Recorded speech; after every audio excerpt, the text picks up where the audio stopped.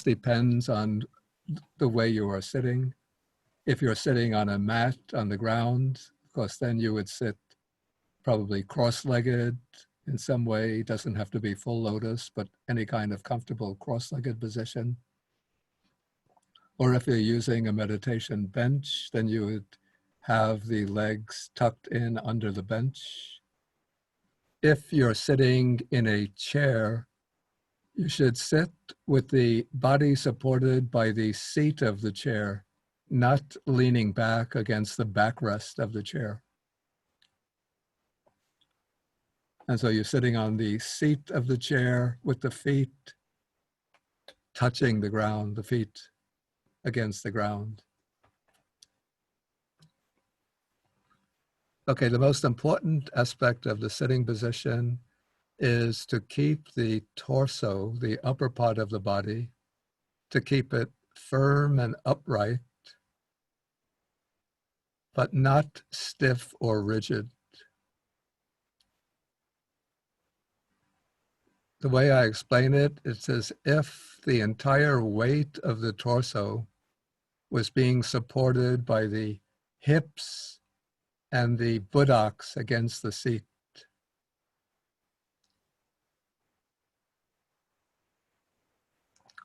Okay, then the hands usually are placed on the lap, right hand over the left hand, thumbs lightly touching.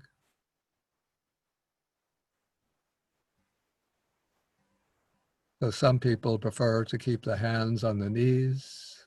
If that's your preference, it's okay.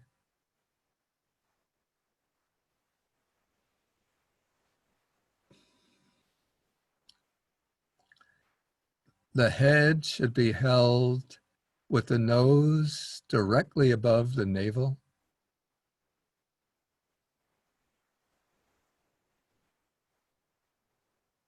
Mouth lightly closed, tongue resting on the palate. Eyes lightly closed. And then the head held first as if you were looking straight ahead. But then you can tuck in the chin, just a very slight angle.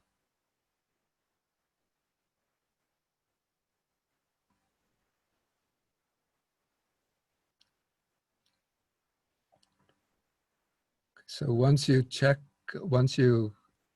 settle into the posture, check to make sure that all of the components of the posture are okay. And now what we want to do at the outset is to bring the mind into the present, away from thoughts about the past, away from worries, expectations, hopes, plans for the future. And the best way I found initially to bring the mind into the present is to settle the mind in what I call a global sense or feeling of the body in its present immediacy. So just let the sort of awareness spread out through the body, taking in the body as a totalistic whole.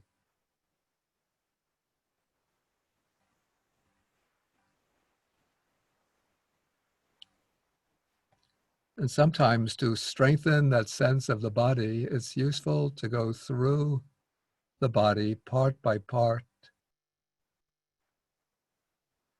So one could start off taking the feeling, the felt sense of the head,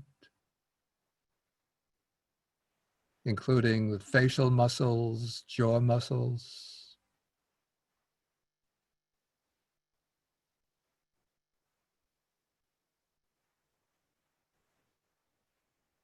Then move to the neck,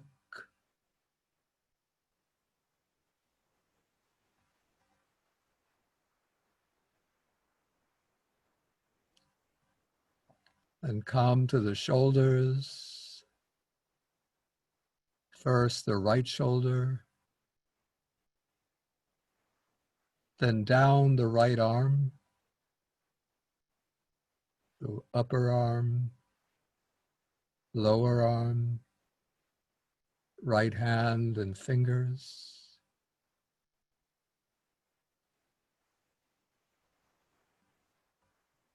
Then up to the left shoulder,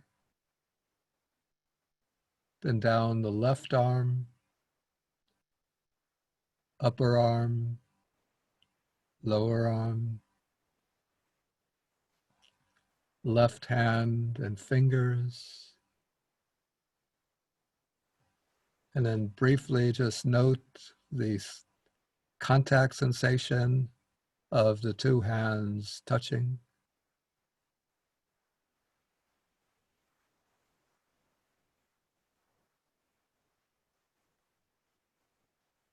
Then come back to the neck,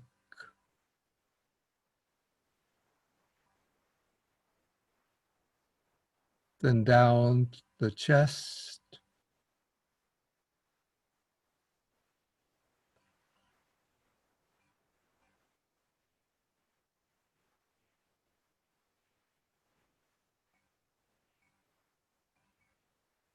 abdomen,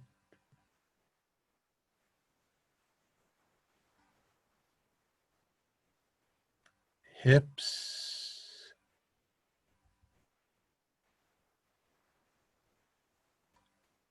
buttocks, and feel the pressure of the buttocks against the seat.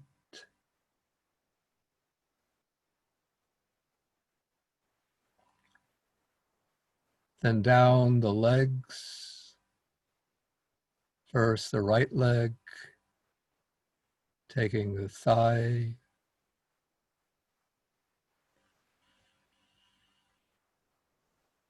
lower leg,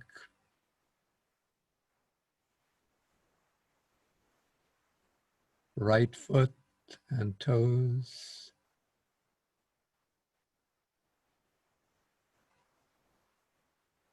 Then back up to the left buttock, then down the left thigh,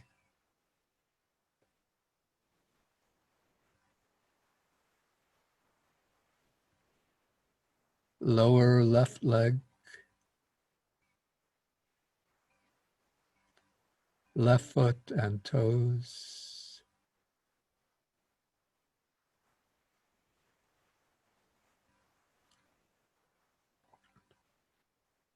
And then you could come back to the head and sweep through the body a few times quickly, 2 or 3 times, just sweep through, relaxing every part of the body, wherever you feel tension.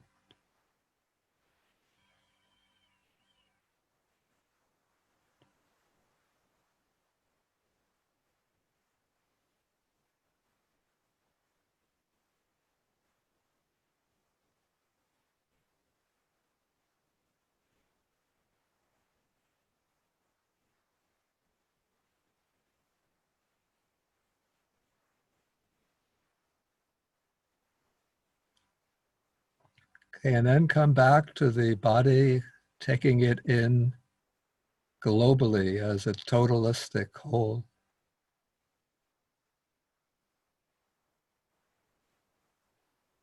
Just letting the awareness sort of settle into the body, quietly but alert.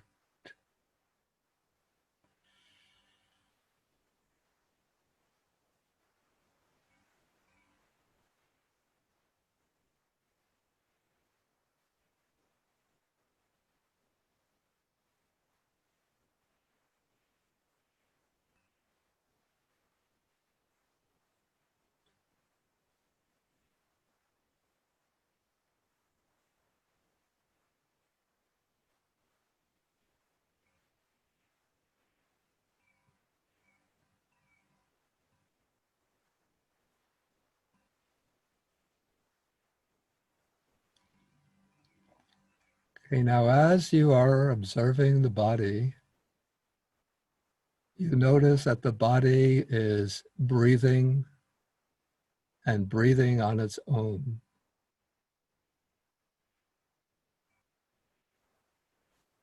You don't have to do anything to make the body breathe, but it is the natural bodily process.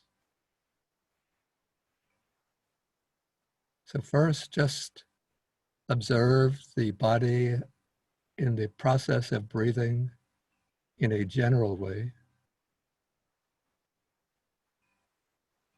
without any particular point of focus.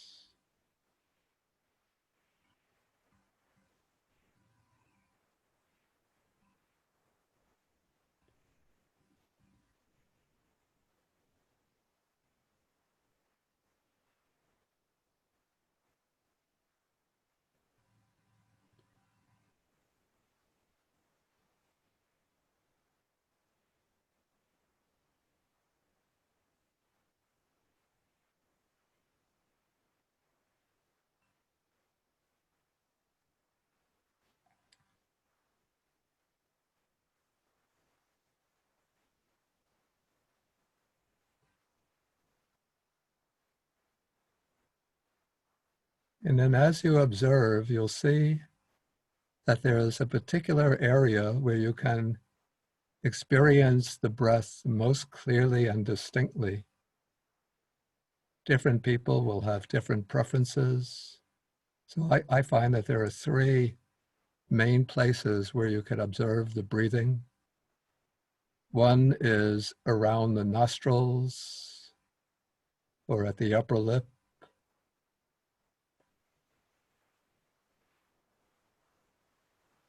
So you feel the air coming in and out of the nostrils.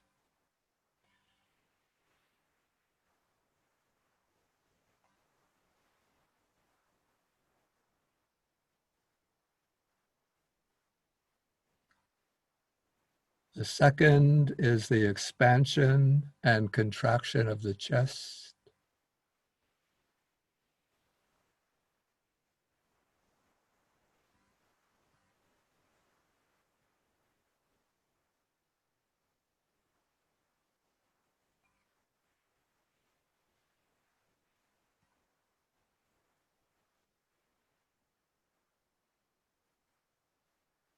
And a third is the rising and falling of the abdomen.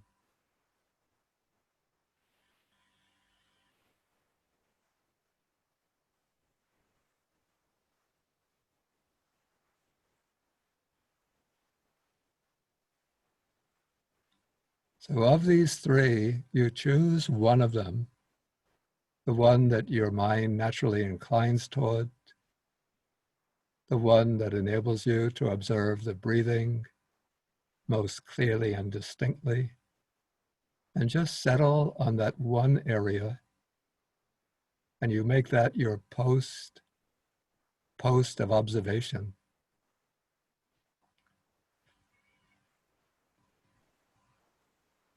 And so you let the mind settle into the felt experience of the breath in that area, attending to each in-breath and each out-breath, trying to follow the breath as continuously and consistently as possible. The entire in-breath, the entire out-breath,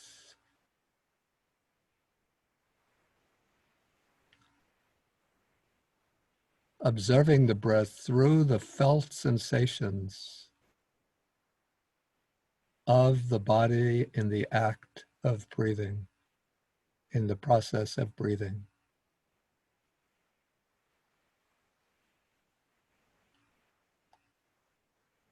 And to help you keep your mind on the breath, when you're breathing in, you could make the mental note in. When breathing out, make the mental note out, out.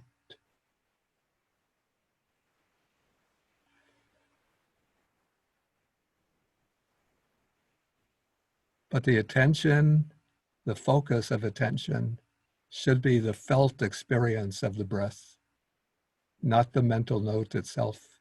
The note is just a pointing device, but the actual object is the felt experience of the breath.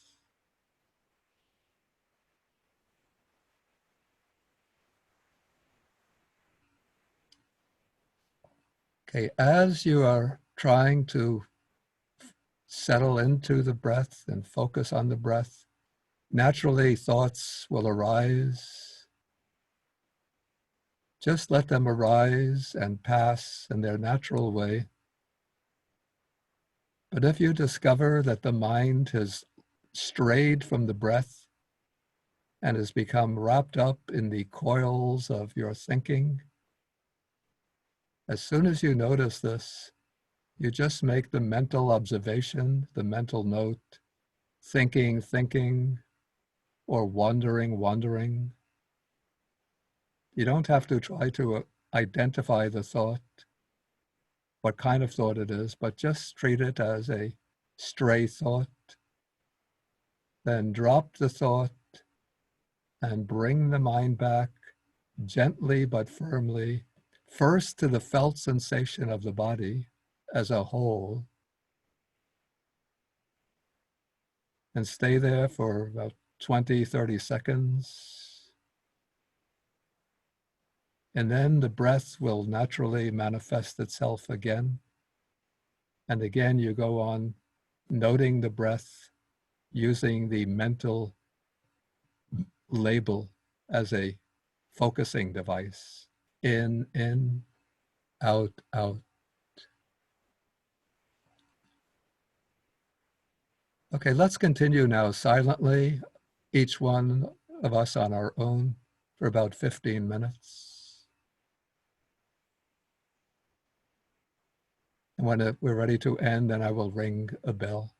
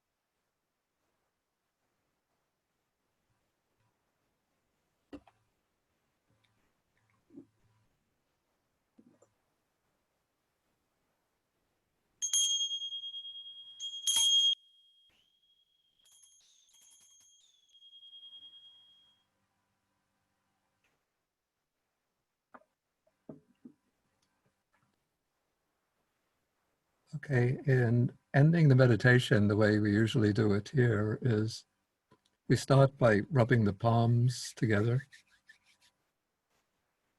and then rub the palms over the face.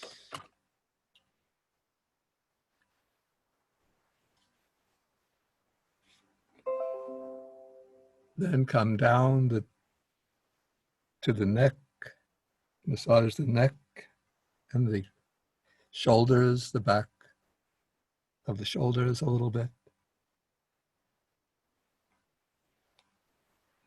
And then come down to the buttocks, and you can massage the buttocks a little bit to stimulate the circulation.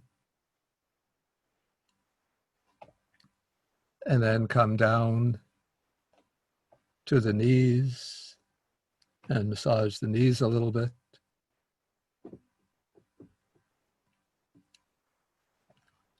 And then if you've been sitting cross-legged on the ground, then you can massage the feet. But if you've been sitting in a chair, don't try that, because then you might topple over trying to reach the feet.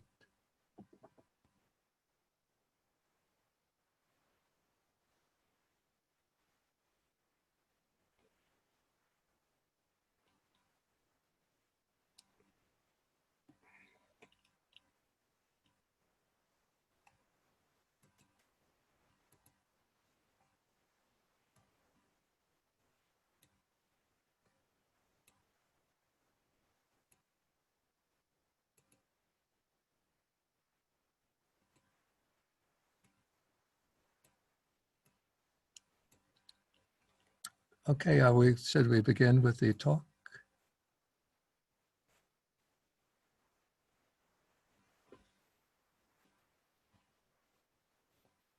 Okay, then I'll begin the way that I'm accustomed to, the usual way that I begin a talk, and that is with salutation to the Buddha.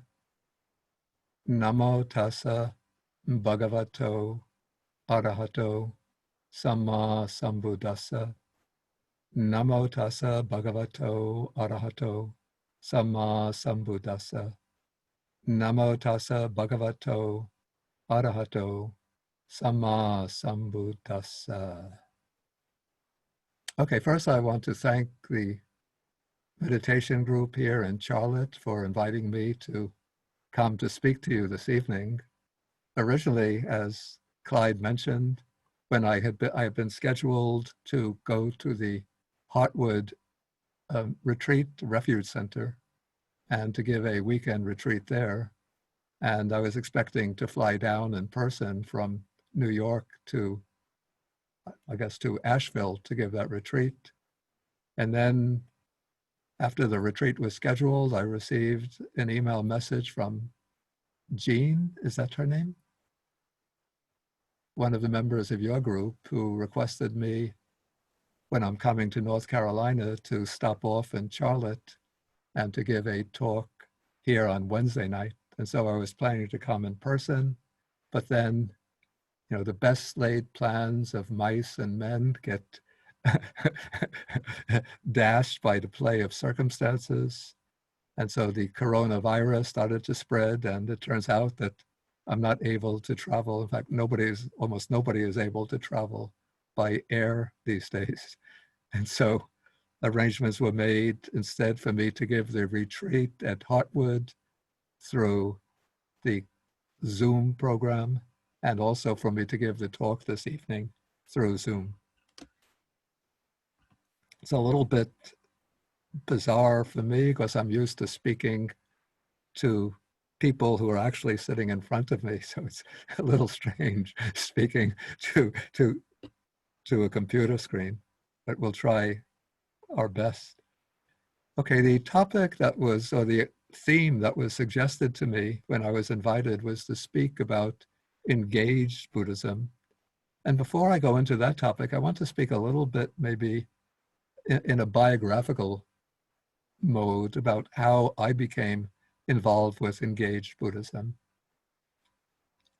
First, before I encountered Buddhism, I'm a child of the 1960s. Those were the middle 1960s. That was the time when I was going to college and to university. that was a time when the United States was embroiled in the war in Vietnam. And so I became an active participant in the anti-war movement, going on marches and demonstrations against the war and so forth. And I became very much socially concerned. But then a spiritual interest started to develop in me, and I was reading about Buddhism. And then when I went to graduate school, then I encountered a Buddhist monk, interestingly, from Vietnam, and I became his student and lived together with him. And once I encountered Buddhism, I came to feel that the most important task for me as a human being and a follower of the Buddha's teaching is to work on cultivating my mind. You know, we teach that the mind is the source of all good and evil. So I reflected that at this point, my task is not to try to resolve, to settle and resolve all of the evil out in the world, but to look into my own mind and to cultivate the better qualities of my own, the better potentials of my own mind. And so I continued in graduate school, specializing in philosophy, Western philosophy. After completing graduate school, then I went to Sri Lanka, where I was ordained as a Buddhist monk and learned the Pali language and studied the Buddhist scriptures in great detail, and spent a long time in Sri Lanka, altogether more than 20 years. And in the initial stages of my life as a monk in Sri Lanka, again, my focus was rather narrowly on learning the Dharma and practicing the Dharma in a very traditional monastic mode, not paying attention to what goes on in the outer world, but focusing primarily on the inner transformation. But during my last years in Sri Lanka, particularly when I became the editor for the Buddhist Publication Society, I felt that I had to understand more deeply how the teachings of the Buddha connect with global developments and how they might provide solutions not merely to our personal individual encounters with dukkha, with suffering, but how they could provide answers or at least point in the direction of solutions to these momentous, large-scale, overwhelming problems that humanity is facing. And so I began to reflect more and more along these themes and started to write essays on the social dimensions of the Buddha's teaching. Then after I came back to the United States, and I came back to stay permanently in 2002, I first went to Sri Lanka in 1972. I was there for 5 years, then I came back and I was in the US for 5 years, 1977 to 1982. Then I went back to Sri Lanka in 1982 and I stayed for 20 years. And I came back in 2002, and then I had access to for the first time, to the internet, and was able to gain much more information about the developments taking place in the world through the great variety of news sites, news commentary sites. And so I was exposed to many different points of view and analysis of many different problems. And if I was a very good, diligent, traditional monk, I would have turned away from all of that. But again, I felt a kind of driving impulse or a driving inner need, perhaps under the impulse of compassion, to try to see and to understand what is taking place and what I could contribute as a practicing Buddhist to help transform the direction of the world, and what Buddhism itself has to offer the world by way of some answers to these great problems we're facing. Okay, and so over the years, I've read a lot of commentary on websites and books about the social, economic, well, to some extent, economic problems, cultural conflicts that we're facing. And as I reflect on the basis of this reading on the problems that we are facing here, particularly here in the United States, but also more widely as a kind of global community, I've come to see a number of major areas in which the very future of humanity is in serious jeopardy, and in which principles that can be derived from the Buddha's teaching can help shed light on, at least on a pathway to a solution. And so reflecting on these multiple problems that we're facing, to assist my own way of thinking, I've grouped them into four major areas, which is not to say that these four are exhaustive and that every problem can be fit within the framework of these four major problems, but this is just the particular problems that stand out in my mind as being particularly vital and crucial, and that are particularly vital and crucial, and that require us to resolve if we are to preserve a viable future for humanity. And these problems, though I treat them individually, what is interesting is that when we look at them from the perspective of the Buddha's teaching, we could see that in subtle ways, in many subtle ways, they intersect and are interrelated with each other, are interwoven, and all of them stem from certain common roots. And so we shouldn't just, though we might isolate them for purposes of reflection and analysis, but we should not see them as sort of isolated or walled off from each other, but rather as overlapping and intersecting. So just to take some of these problems that we're facing today, okay, one of them, which has come very much to the forefront of the population here in the United States over the last few months, though of course it's just the latest manifestation of a problem which is persisting in this country for hundreds of years, and that is the challenge of racism and resolving the long history in the United States of oppression of, particularly of African American people, but also of other minority population groups. And here in the United States, what's really come almost glaringly to our attention, the way the problem of racism has manifested in what I would call its ugliest and most shocking manifestation, is the police, the reckless and impetuous police shootings of unarmed Black people, particularly Black men. I just want to get up for a moment to get some water because I feel my throat getting dry.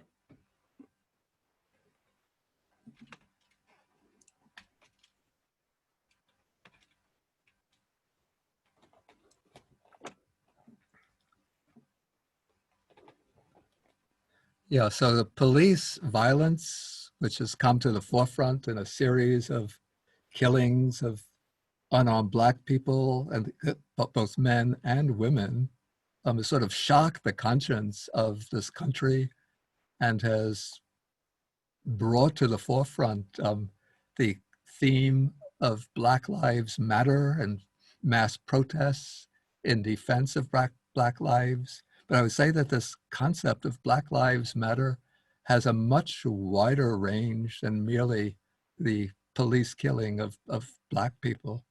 But it also highlights the way our social and economic system is structured, even the political system is structured in ways which cast Black people into extreme positions of disadvantage. Economically, there are glaring differences in the economic standards of the Black population and the white population, differences in earning capacity, access to jobs, vast differences in educational opportunities, um, access to healthcare. Like one of the features of this is the way a number of states in the South, I'm not sure whether North Carolina is among them, have refused to expand Medicaid. And it seems like one of the underlying motivations for this is the fear that, or the apprehension that if one has to pay taxes to go to support Medicaid, the ones who are going to benefit from this will not be our people, white people, but Black people. Then there is the suppression of voting rights, a kind of political marginalization of areas in which there's a predominance of Black people. And so this is a particular crisis which is coming to the forefront in the United States right now. And the racism and antagonism towards people of other races, it's directed not only, though it's predominantly directed towards Black people, but not exclusively. We also find it directed towards people of Latino origins, and now with the spread of the coronavirus, even people of Asian origins, Chinese people particularly, are being stigmatized through these waves of xenophobic hatred that are being unleashed. Okay, so this is one critical problem that we are facing today. Another interrelated problem that I already hinted at is the great economic disparities between the wealthy people and just about everybody else. I don't have the figures right at my fingertips right now, but both nationally within the United States, and globally in the global population, there's an ever widening gap opening up between the super rich and just about everybody else. And more national wealth and global wealth is being siphoned off and channeled into the hands of a small, extremely wealthy, extremely powerful elite, and other people, great majorities of people, are struggling, often struggling just to get by from day to day, barely managing to eke out a living for themselves. And often even people who consider themselves to be comfortably middle class are often just, a calamity, a serious illness, some disaster away from financial ruin, from great debt and financial ruin.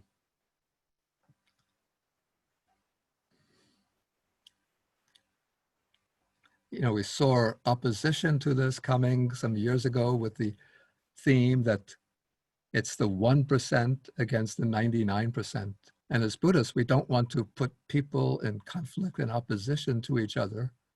But I say an important sort of task of, let's say, an ethical commitment that arises out of Buddhism is to insist that there has to be greater economic equality, that the resources and the wealth of a country has to be shared more widely so that we don't have large numbers of people living in poverty or on the edge of poverty, whereas a few people are able to channel more and more of the national and global wealth into their own hands. Yeah, a figure I just came across just a few days ago says that in terms of the global wealth, that 50% of the world's population owns just 1% of global wealth. whereas 1% of the world's population owns 45% of global wealth. So statistics like that are quite shocking. And one of the sort of drawbacks of this kind of vast division of wealth is that when the wealth, excessive wealth, comes into the hands of a small number of people, they are able to control the political system and to control policy decisions in ways that continue to benefit themselves at the expense of others. So some years ago, a study was conducted at Princeton University, and the study found that policymakers, people in Congress, people in the different agencies of government, respond to the people in the top 1% about 90% of the time, fulfilling their policy agendas, and pay almost no attention to the policy preferences of people in the bottom 90%.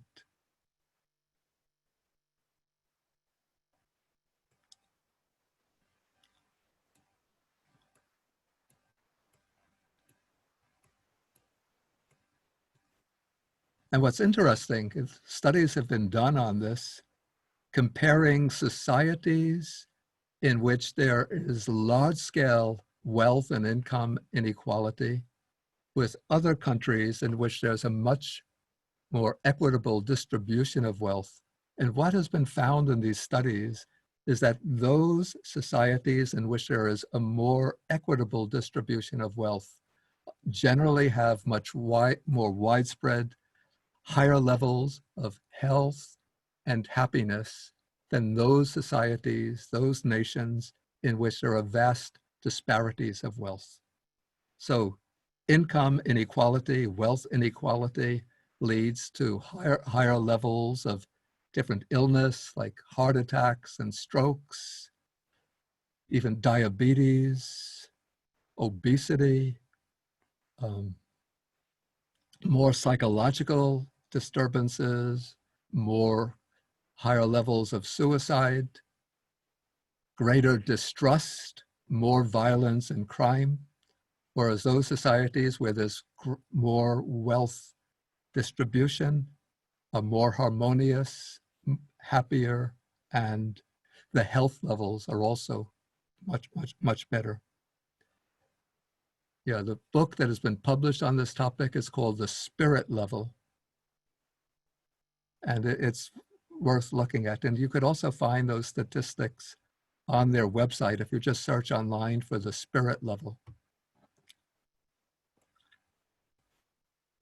Okay, a third critical problem that we're facing today, and that is escalating climate change, especially the slow but gradual warming of the planet.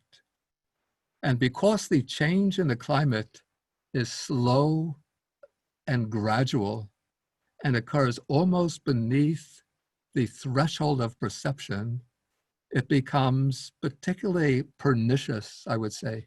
If we're facing a problem which is clear, out in the open, immediately visible, then we're motivated, strongly motivated to take action to address it. But this increase in climate change is something that takes place very gradually, almost, as I say, beneath the threshold of perception. And so people are able to go from year to year, maybe feeling a little bit warmer during the summertime, noticing that the winters are not as cold as they used to be. But unless one is afflicted by a strong natural disaster due to the change of the climate, like heavy floods, long drought, extended heat waves, one is likely to just complacently accept the gradual change of the climate as something inevitable. But what happens if we go on just adapting ourselves to the change of climate is that slowly and over time, it will be increasing, building up, accumulating the amounts of carbon dioxide and other gases in the atmosphere, other carbon-based gases in the atmosphere, which at a certain point will push us past certain tipping points in which vast transformations of the climate of the planet will take place, creating mass destruction and even undermining the very foundations of advanced human civilization. Also, the economic consequences of disastrous climate change will be enormous. The consequences will cost the global economy and time probably trillions of dollars, as we have to endure prolonged droughts, record heat waves, crop failures, the loss of land that becomes, it's no longer fertile, as small island nations are swallowed up in the ocean. Okay, and then so I've covered 3 major problems that we're facing. A 4th problem is the persistence of wars, even though we might not be involved in a large scale in any hot wars going on, except perhaps in Afghanistan. But the United States is still committed to a policy of what's called full-scale dominance of the global community, a kind of full spectrum dominance through maintaining military bases around the world, something like 800 military bases, and sending troops to many different countries of which we hardly hear any news, and to maintain our military bases and to keep a strong military presence in the world. We spend something like $750 billion directly on military requirements, and then supporting expenses on the military push our military budget over $1 trillion a year. And that is something like, in the discretionary budget, that is like 52% of the discretionary budget. And at the same time, to maintain these huge military expenditures, the government has been cutting the spending on basic social services. So we've been not spending on maintaining the infrastructure, bridges, roads, and so forth, not spending on providing healthcare to people, not spending to renew and to renovate our industrial processes and so forth. So a lot of social spending that could go to benefit people is instead being funneled over into military expenditures. Okay, so these are some of the problems that we face as a nation and as participants in a global community. And now when we look at these problems through the lens of the Buddha Dharma, what we would see is that these problems fit into, I would say they fit into the framework that we use to diagnose our personal problems in Buddhism. And this is the framework of the Four Noble Truths. The Four Noble Truths. So the Four Noble Truths, the way they were originally formulated by the Buddha, they are primarily used as a tool for diagnosing personal suffering. That is, psychological suffering, and also for highlighting the suffering intrinsic to life within samsara, within the cycle of repeated birth and death. But the same formula can be used as a lens for understanding our collective predicament.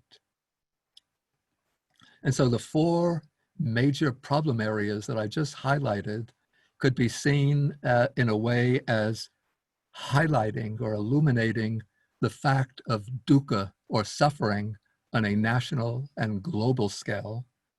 And so as Buddhist thinkers, our task is to look into the causes and origins of these problems.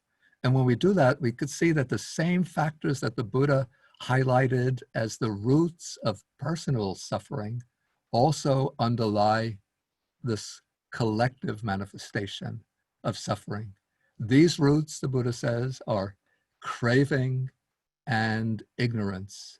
Or from another formulation, we could say that it is greed, hatred, and delusion. And so when we look at these problems, racial, the racism and racial disparities, economic inequality, violation of basic human rights, damage to the environment, militarism, the underlying roots will be greed, hatred, delusion, or craving, and ignorance. So if we take as example the prevalence of greed,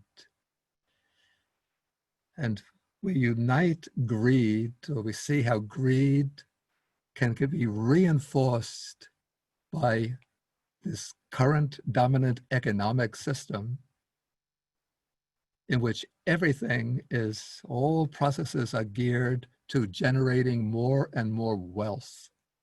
And so greed operating in this way, coupled with our technical capabilities, has led to something that I would call the commodification of the world.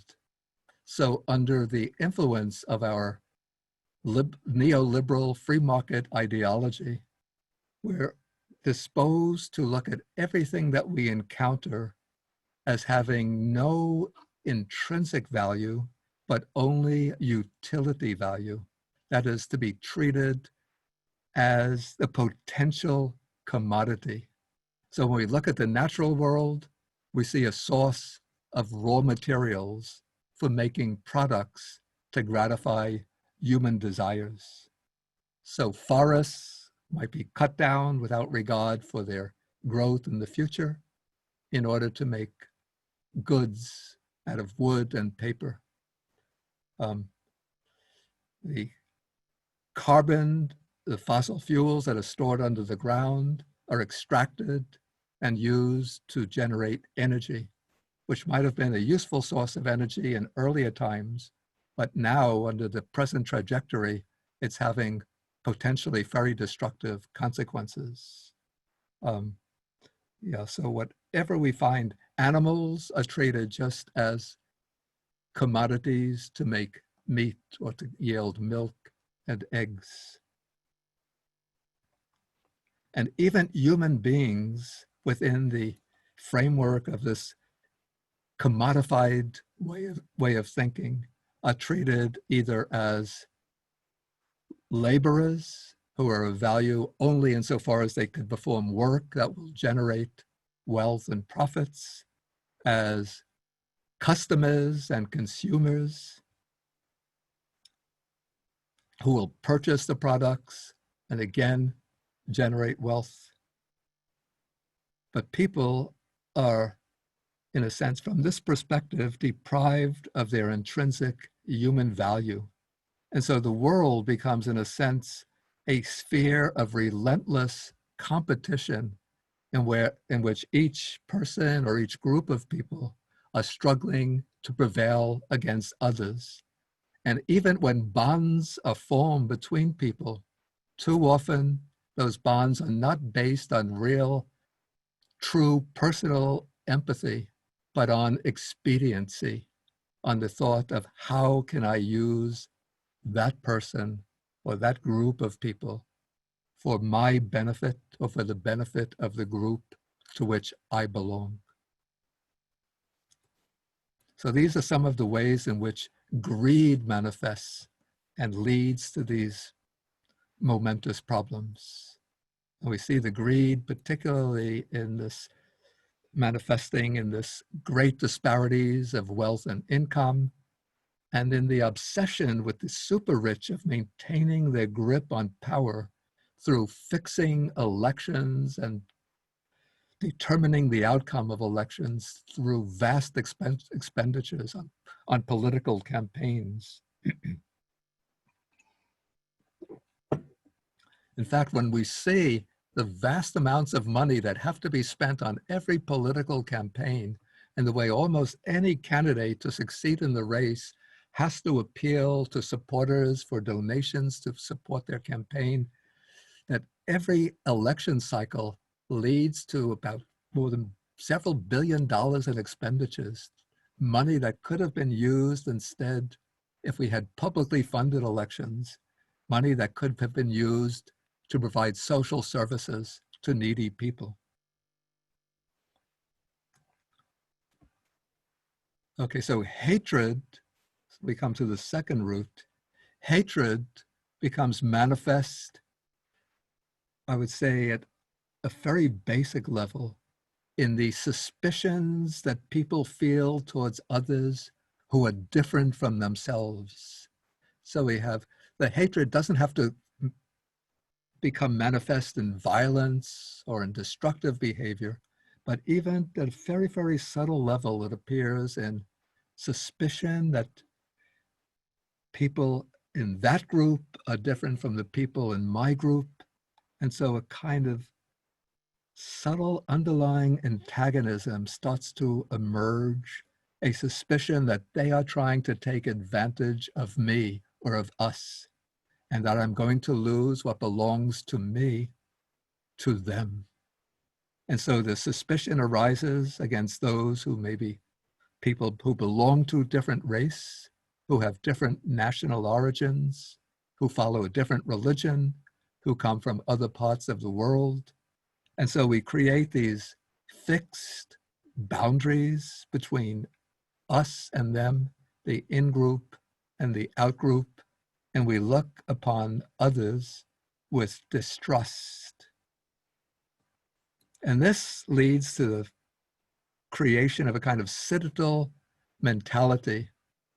And one manifestation of this is the idea we have to protect the homeland from the alien others. And then when this suspicion is directed towards people from other countries, particularly in other parts of the world, then it helps to sustain these militaristic policies, and then vast expenditures of wealth get poured into the powerful weapons industry. And so we spend so much on weapons and militarism when we could have been spending that money on social services.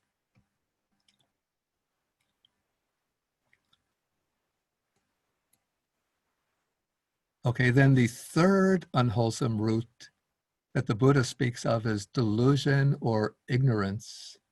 And I think we see some of the very, very striking manifestations of this ignorance in our society today. Two particularly striking manifestations of ignorance. One of them, as I alluded to earlier, relates to climate change and this widespread denial of climate change, the reality of climate change, or at minimum, a refusal to look at the threat posed by climate change, to look at it squarely in the face and take the kind of rapid, effective, remedial action that is necessary to direct us into a new type of economy in which we are no longer burning massive amounts of carbon-based fuels as a source of energy. And so because we live, or at least too many people live in this culture of denial, the denial of the reality of climate change, refusing to recognize that it originates from human activity, or believing that it originates from some kind of natural causes and we can't do anything about it, we reconcile ourselves to the situation, and in this way we plunge along a course leading to future disaster. So that is one particularly striking manifestation of delusion that has the potential to bring tremendous harm in the future.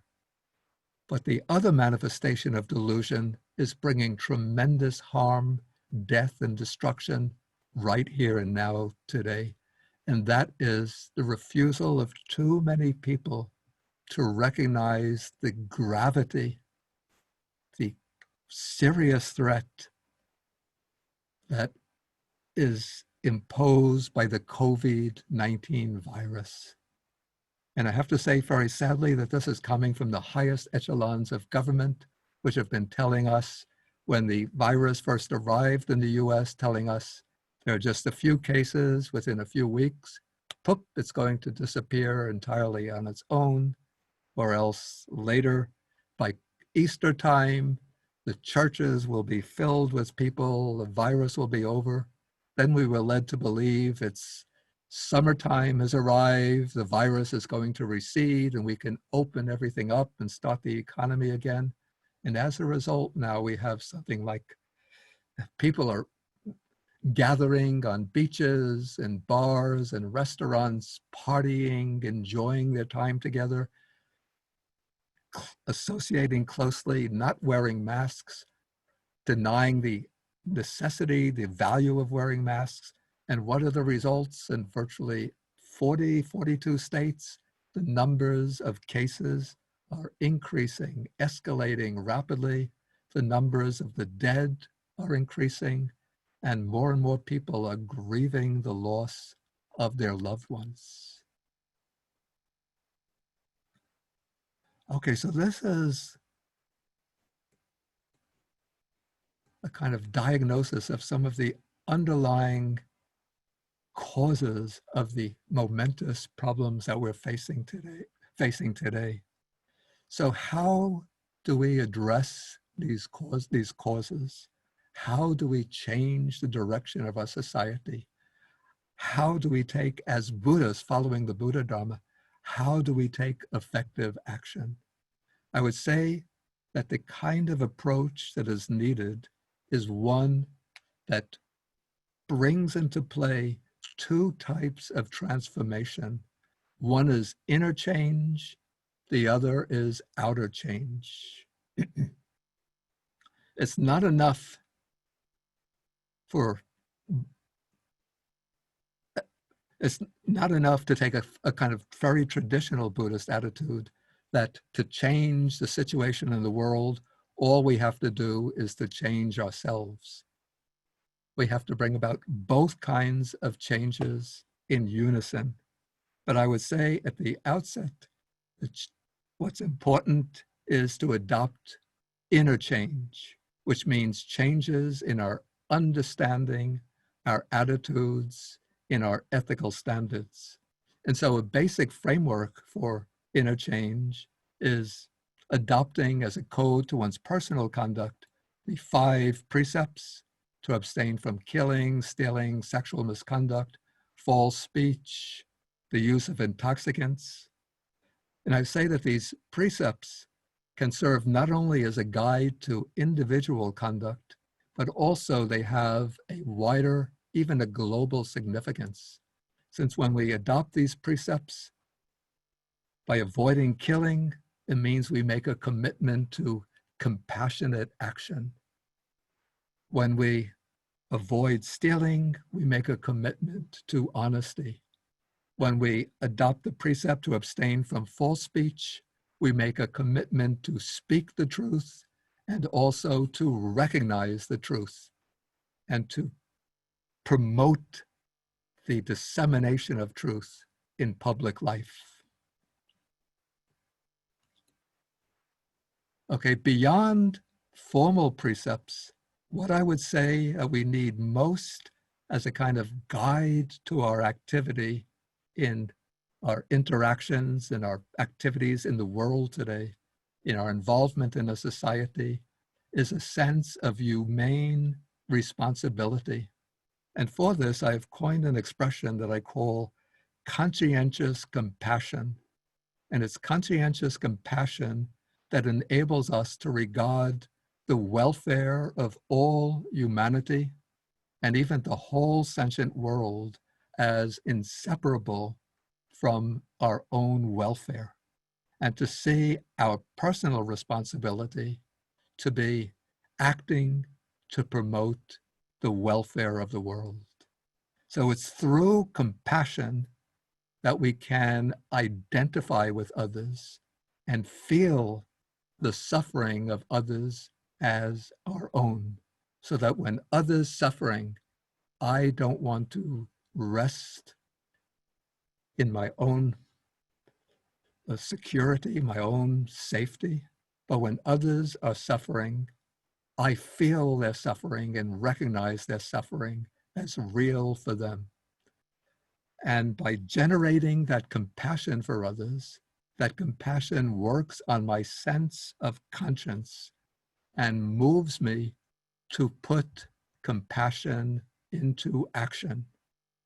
And so we don't stop merely with compassion as a beautiful sentiment, though of course it is a very beautiful quality, but it's compassion that, acting on the sense of conscience, pushes us into a commitment to social justice, social and economic justice, and moves us to take concrete steps to alleviate the suffering of others and to promote their well-being. And as I see it, this conscientious compassion can lead to a kind of global ethic which might be molded on 3 guidelines that might be taken as the counterpoints to the 3 unwholesome roots. So first, in opposition to greed, what we have to develop is a sense of global generosity by providing aid to the most needy and vulnerable, both personally, we have to do this in our own personal capacity, but also as a nation, as a country, as a society. We should ensure that the people in our own midst and people around the world who face hunger, poverty, illness, and war are provided with the measures they need to emerge from those oppressive conditions. And if I can speak on a personal level, when that sense of recognition of the extent of global suffering started to weigh on my own mind back after I came back to the United States, in about 2007, 2008, I started to discuss my thoughts with some of my friends and students.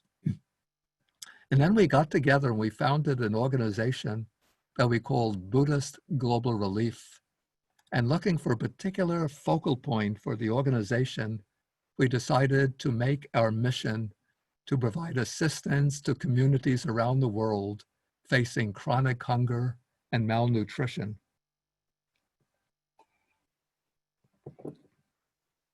And we started just as a small group of idealists.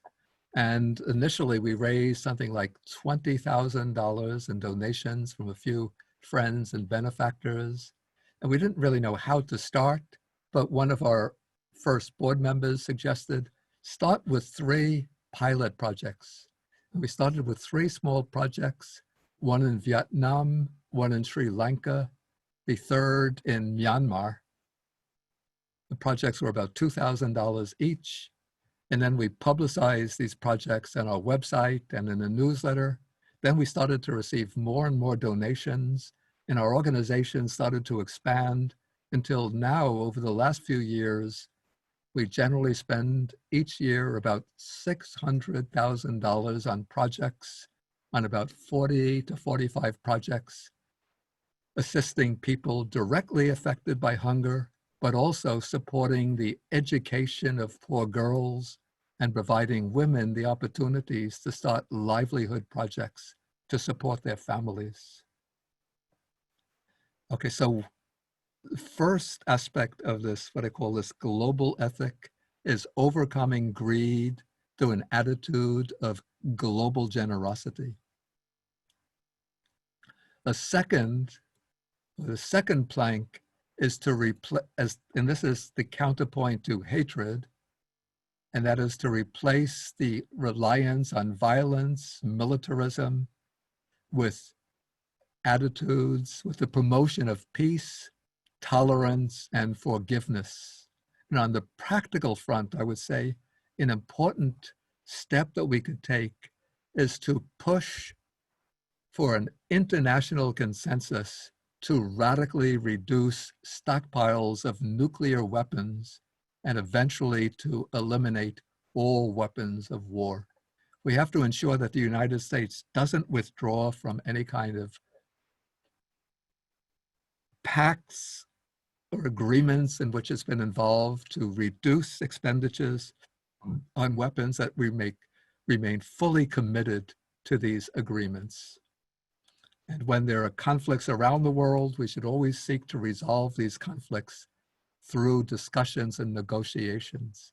So this would be in terms of national policy, but also in our personal lives, we should always be seeking to reduce or to resolve conflicts and disagreements through discussion and consensus rather than violence and conflict. Okay, then the third aspect of this global ethic is to counteract delusion or ignorance through wisdom.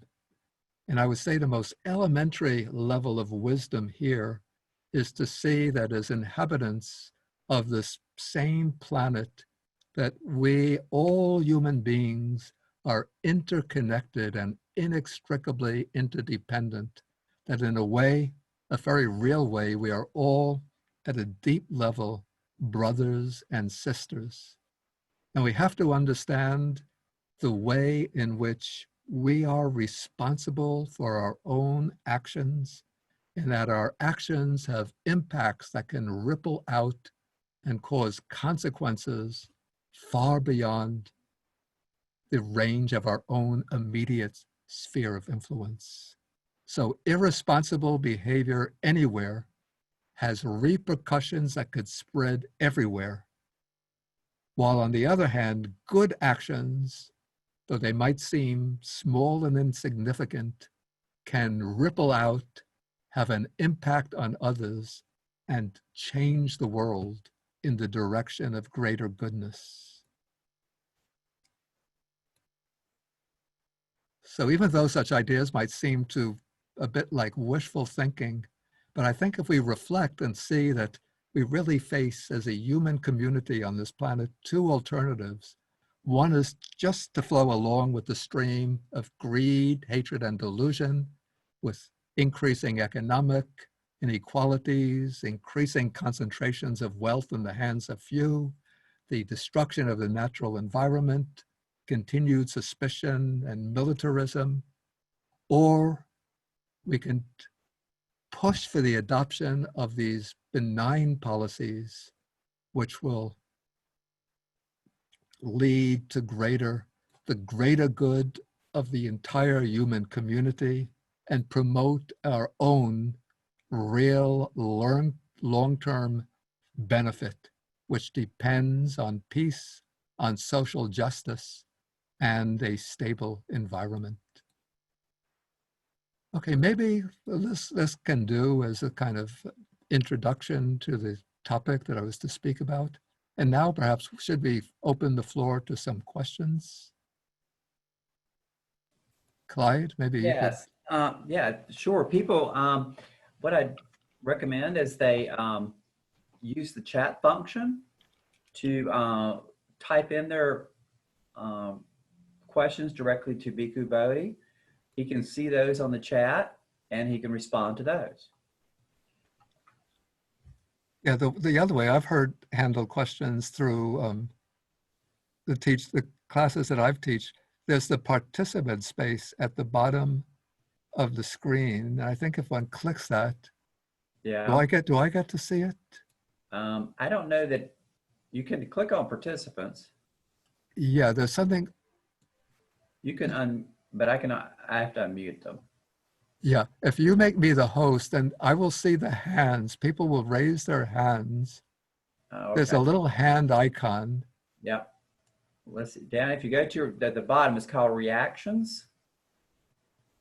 And you can put your thumbs up, and I can make you the host, and they can ask those questions.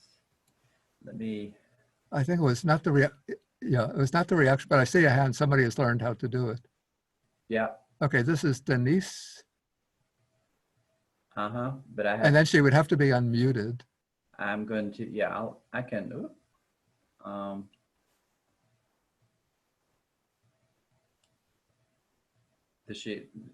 we go. have to tap unmute. Okay. Thank you. Thank you for taking my question, and I so appreciate your talk this evening and your presence. I am curious,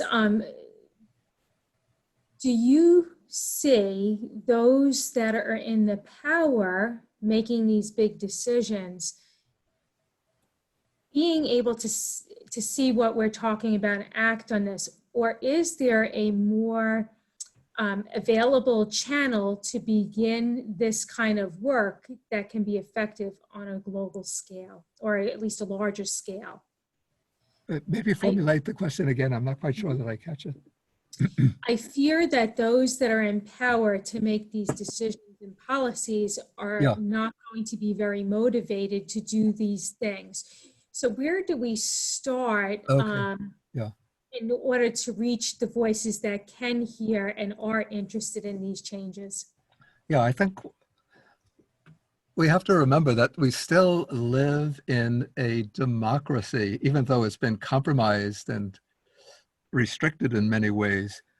But at least in principle, we still have the ability to elect into positions of responsibility, into positions of political responsibility, people who will be responsive to the kinds of aspirations that we have, aspirations towards greater social and economic justice, climate action, peaceful solutions to international policies. So one of the most important channels that we have is through elections, through our votes, to change the composition of the Congress, to bring in people who will be favorable to these kinds of concerns.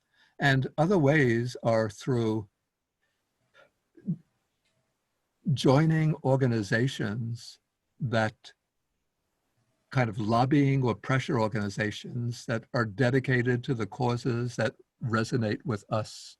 Like, for example, if one has concerns for the climate, there are organizations that are putting pressure on the people in Congress to adopt more climate favorable policies, like 350.org, the Sunrise Movement, the National Resources Defense Council. If one sort of calling is for action against racism, there's the Black Lives Matter movement. Against poverty, there is the Poor People's Campaign, which actually originates from North Carolina with Reverend William Barber.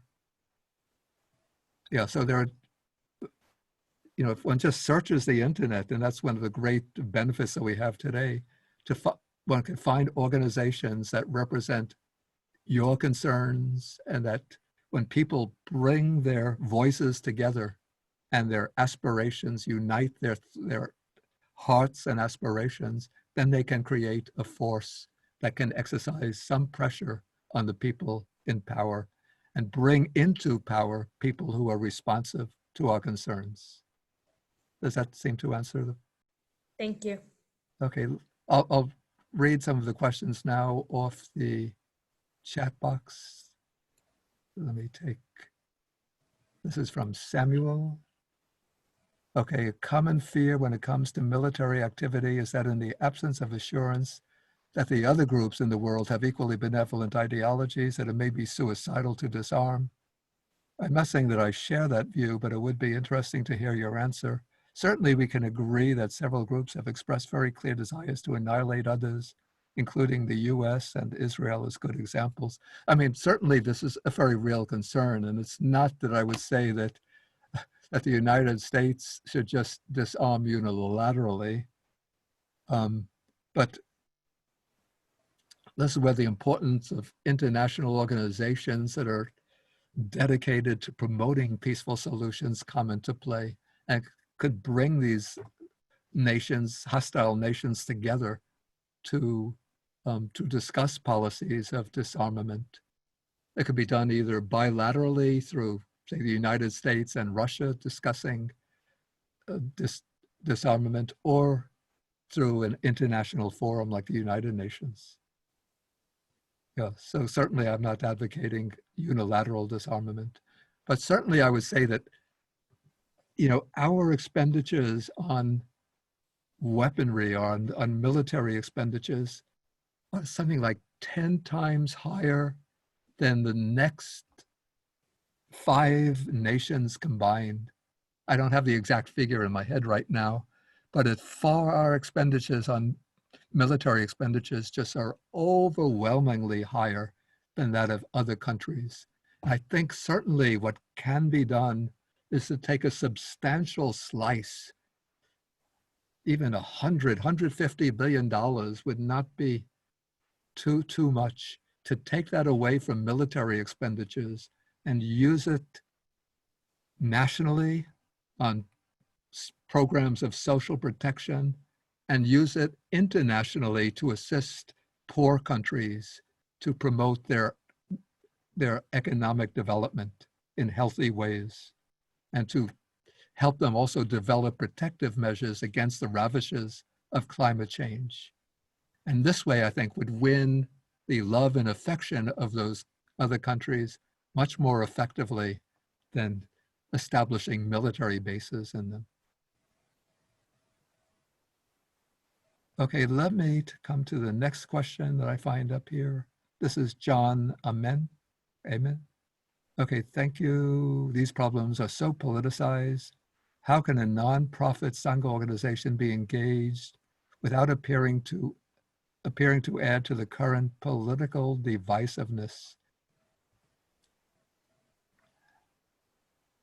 First, I don't, in my opinion, it wouldn't quite be proper when you speak about Sangha, like a Buddhist group coming together.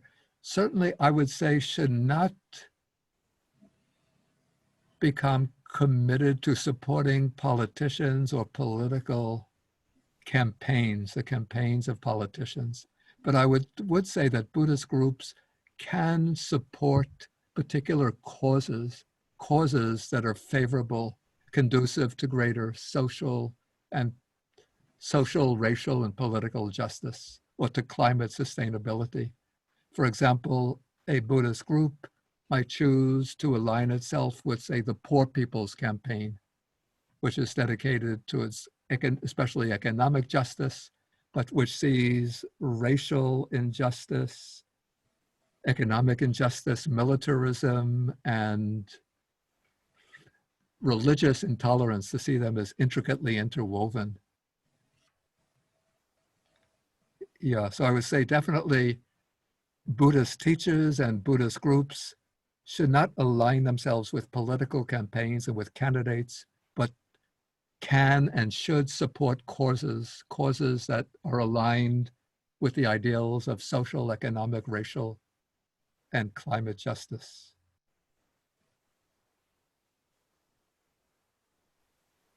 Okay, well, this is a comment, but she says, thank you for a clear and well-organized talk. It has made me think differently about these major issues, and I will keep the idea of conscientious compassion in mind. Okay, do we have any other questions? Either through chat or by using the hand. You can raise your hand and we can unmute them.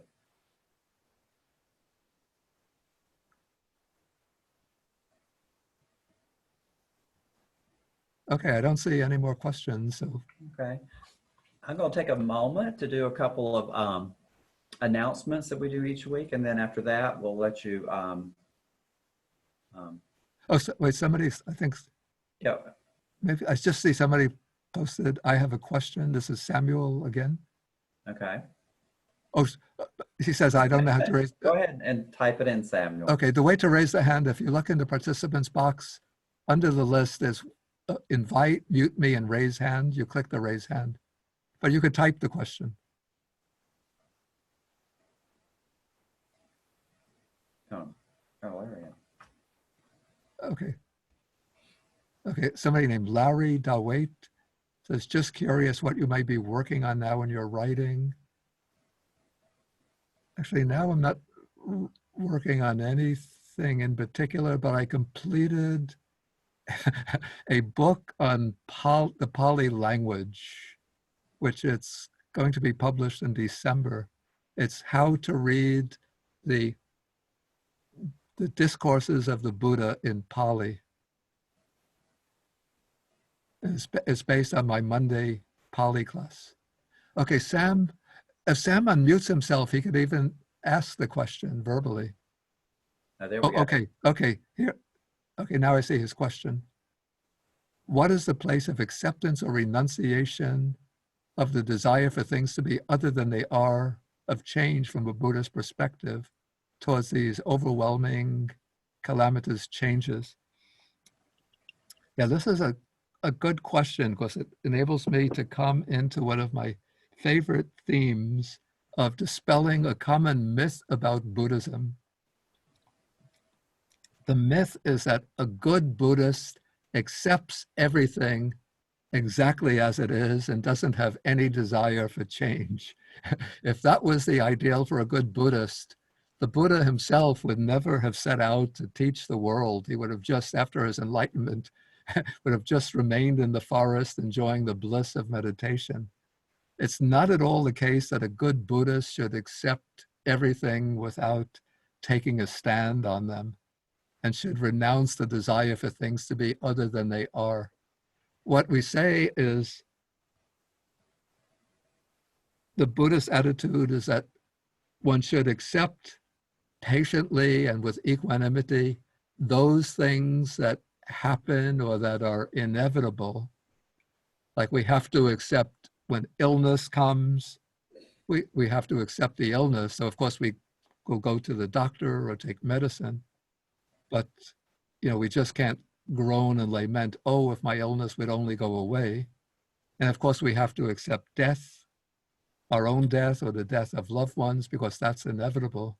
But it's certainly not the case that we have to accept everything in our world to be exactly the way it is. In fact, what I would say is that the attitude of a proper Buddhist attitude is to aspire to bring the ideal standards of the Dharma down into the world and to manifest them in the world. And so what I would say is we have maybe 4 attitudes, called the divine abodes or Brahmaviharas: loving kindness, compassion, altruistic joy, and equanimity or impartiality. And so equanimity is only one of them. And that applies particularly to what we call the 8 worldly winds: gain and loss, fame and dishonor, praise and blame, pleasure and pain. But as for the other 3, through love, we have to promote the well-being and happiness of others. Through compassion, we have to work to alleviate the suffering of others. And through mudita, altruistic joy, we rejoice at the good fortune of others.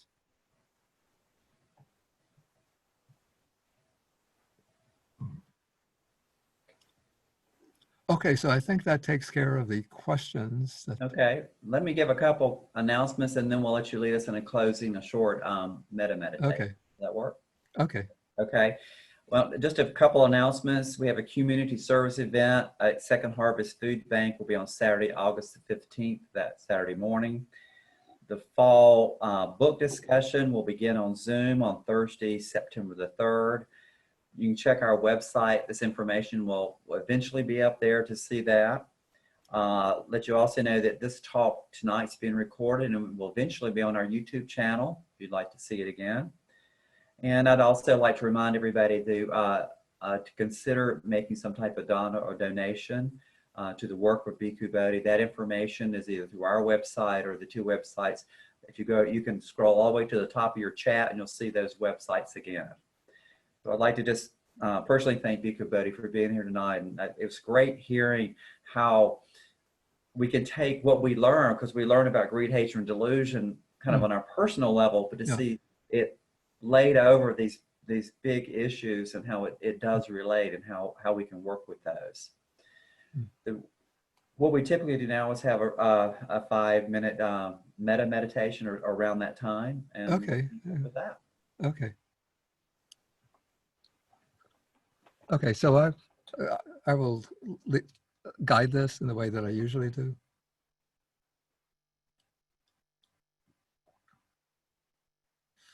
Okay. So first, take a comfortable sitting position. And then settle, let the mind settle down.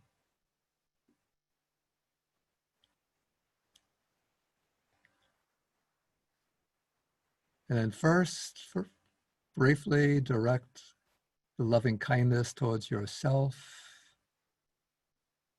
seeing yourself in your mind's eye and generating the wish, may I be well and happy and safe.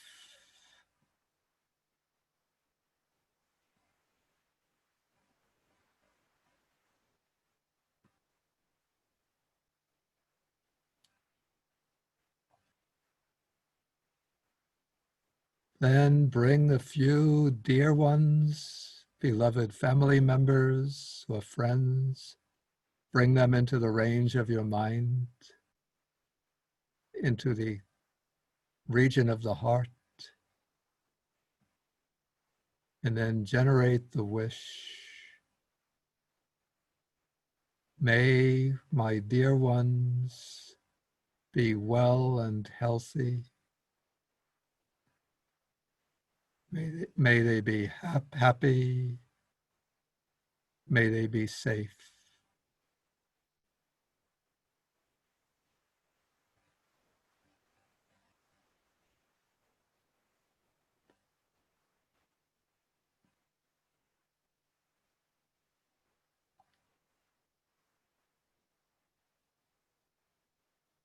Okay, now spread your mind over the entire USA, bringing in all of the states and all of the peoples, and 350 million people, all of them living under this heavy cloud of the COVID virus, the coronavirus. And then bring them into your heart and generate the deep wish. May all of the people in this country, all like my brothers and sisters, my mothers and fathers, may they be well and healthy. May they be happy. May they be safe.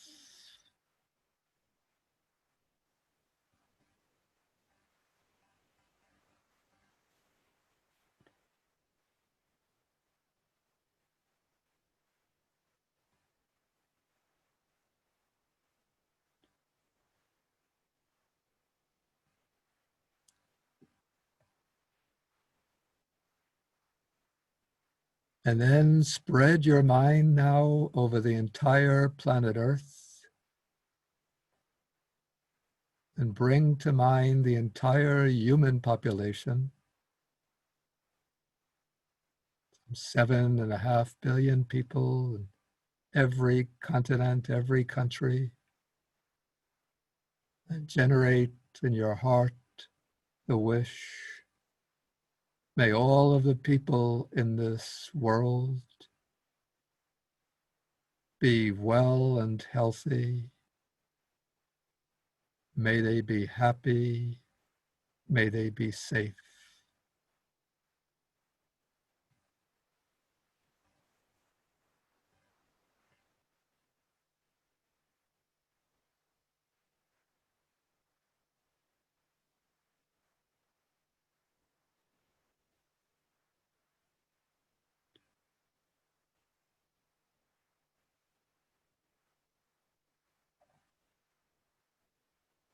And then bring to mind the animals inhabiting this planet, whether domestic animals or wild animals. Also, they are sentient beings like ourselves. And then generate the wish, may all of the animals be well and healthy, happy and safe.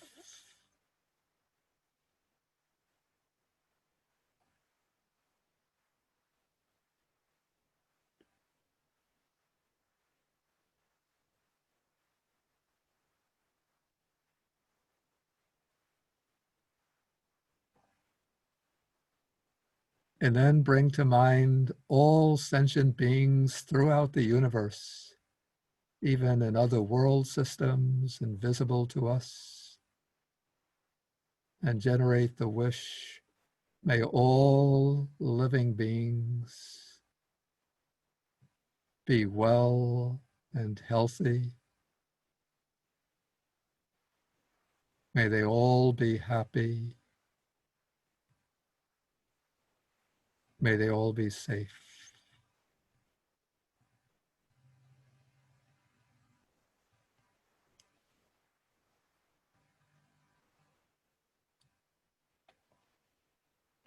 Okay, then I'll recite the verse in Pali and then in English to close the meditation.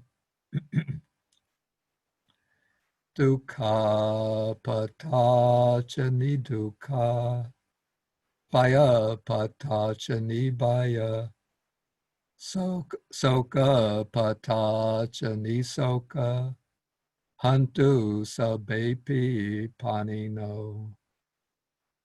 May those in suffering be free from suffering.